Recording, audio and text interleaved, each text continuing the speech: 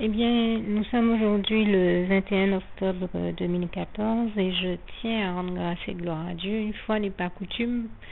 sur un sujet que je n'ai pas du tout l'habitude d'aborder, mais qui fait aussi partie de la vie, qu'on le veuille ou pas. Et ce qui m'amène à l'aborder, c'est notre actualité dans notre Église. Voilà, il y a quelques jours, j'appelais dans l'idée de réconforter mon pasteur, de l'entourer.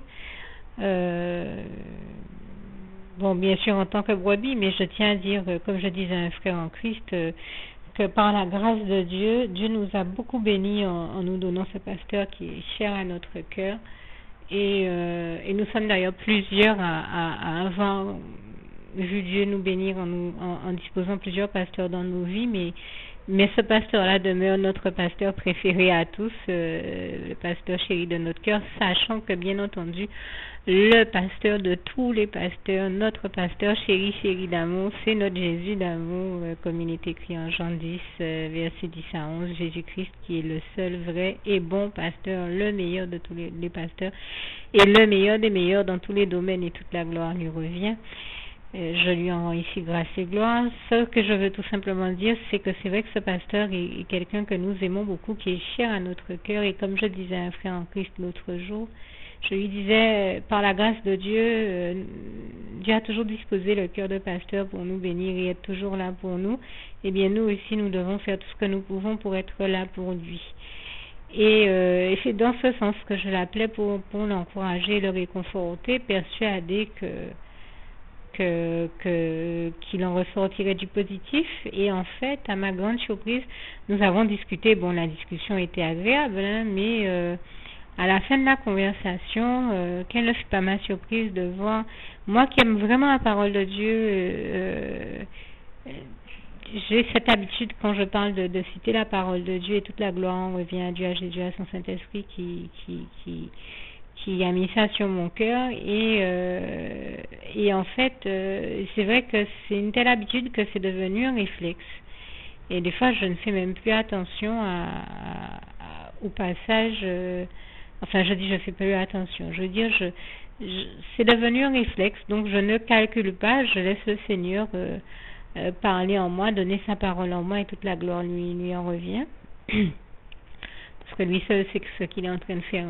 à travers nous. Il arrive que par bonheur, nous réussissions à saisir ce que Dieu a voulu dire à travers nous, et c'est ce qui m'est arrivé ce jour-là, c'est-à-dire que machinalement, j'ai cité le passage de Matthieu 28, verset 20, où Jésus nous dit qu'il est avec nous tous les jours jusqu'au dernier jour, au jour de la fin, je le dis à ma manière. Au jour de la fin du monde, mais jusqu'au dernier jour, au jour de la fin. Et quand j'ai, vers la fin de la conversation, eu à citer ce passage à mon pasteur, alors que je l'appelais pour le réconforter parce que son épouse était à l'hôpital, j'ai eu une espèce de sursaut, et un sursaut tel que j'ai même pas pu aller jusqu'au bout de ma phrase et de ma citation de ce passage, parce que j'ai eu un choc et que j'ai tout de suite compris que Dieu était en train de m'utiliser pour l'avertir que son épouse allait partir, allait décéder. Et donc j'ai fait un peu comme un pas en arrière en me disant « Waouh, Dieu est en train de m'utiliser pour lui annoncer ça ». Mais je rends même grâce et gloire à Dieu pour aller plus loin, pour vous dire Dieu est vraiment merveilleux. Je crois que Dieu, dans son grand amour, il y a un moment où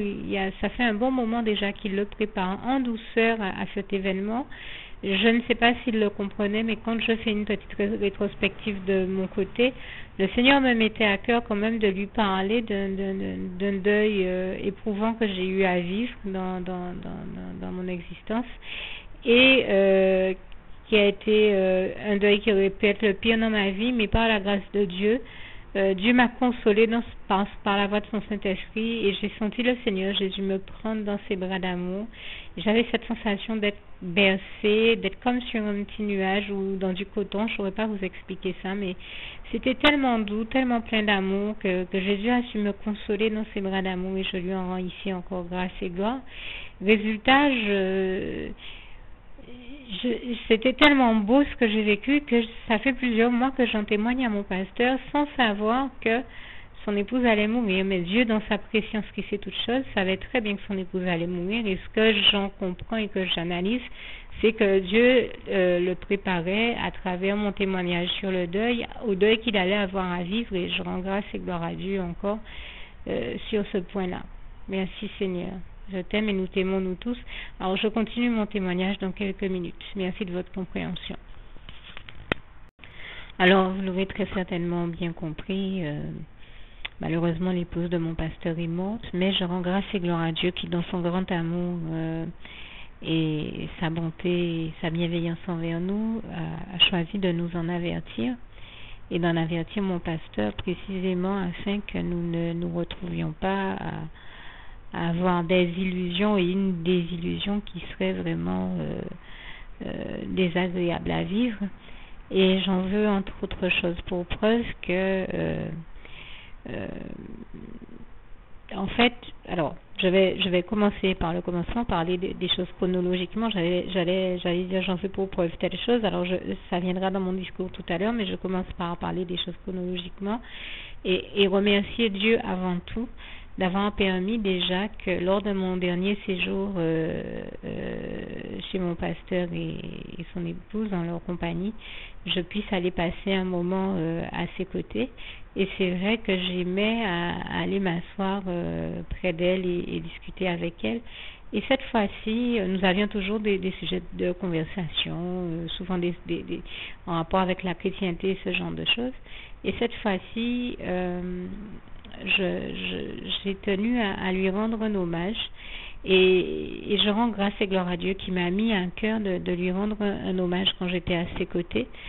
Il avait mis un peu cette espèce un peu comme un pressentiment que j'étais en train de l'avoir pour la dernière fois. Et grâce et gloire soit rendue à Dieu parce que je me suis retrouvée en fait, c'est certainement le Saint-Esprit qui me parlait par ce biais-là, parce que bien souvent nous pensons que c'est nous-mêmes qui avons ces pensées-là, alors que le Saint-Esprit nous parle, et je lui rends grâce et gloire. Je me disais quelque chose, ou plus précisément le Saint-Esprit me disait quelque chose. Souvent on pense qu'on se dit à soi-même, mais c'est le Saint-Esprit qui nous dit, et je lui rends grâce et gloire. Donc je pense que c'est le Saint-Esprit qui disait à travers moi, qui me disait que justement il est temps de lui rendre cet hommage, parce que les trois quarts du temps, nous voyons des gens rendre hommage aux gens quand ils ne sont plus là, quand ils sont morts, alors que quand ils sont vivants, les gens ne prennent pas le temps, ne prennent jamais le temps de leur dire qu'on les aime, quelles importances ils revêtent à nos yeux, de les entourer, de leur témoigner aussi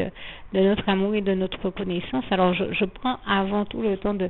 dire merci à Dieu, de lui dire ici tout mon amour, toute ma reconnaissance, comme chaque fois que j'essaie de témoigner de sa gloire, mais aussi pour ce cas-là, moi je rends grâce et gloire à Dieu vraiment d'avoir disposé mon pasteur et son épouse pour nous, parce que nous les avons toujours eus à nos côtés et trouvé chaque fois que nous en avions besoin. Dieu a disposé leur cœur et je rends grâce et gloire à Dieu, à Jésus, à son Saint-Esprit avant tout. Mais ce jour-là, Dieu nous a appris à d'accord le remercier, mais aussi reconnaître ce que l'être humain qui met sa main dans la main de Dieu pour donner du bonheur aux autres avec Dieu fait comme démarche, et c'était le but, c'est-à-dire que je l'ai félicité de la part du Seigneur Jésus pour le travail extraordinaire qu'elle faisait, le ministère qui devait être particulier exercé, qu'elle exerçait justement, dans la mesure où elle était quand même en chaise roulante et le reste du temps en lit médicalisé, et que malgré cela, elle était encore celle qui trouvait la force de toujours nous encourager, d'avoir toujours une petite parole d'encouragement pour nous qui, bien sûr, revêtait une grande importance à nos yeux et à nos cœurs, et certainement à celui de Dieu aussi. Et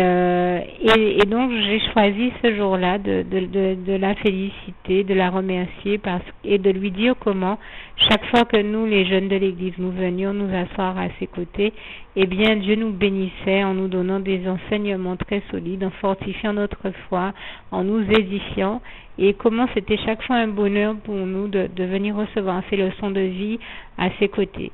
Et comment vraiment elle avait beau être en chaise roulante, en lit médicalisé, aveugle, eh bien elle était celle qui voyait peut-être beaucoup mieux que nous par les yeux de la foi, hein, puisque nous savons que comme il est écrit en Hébreux 11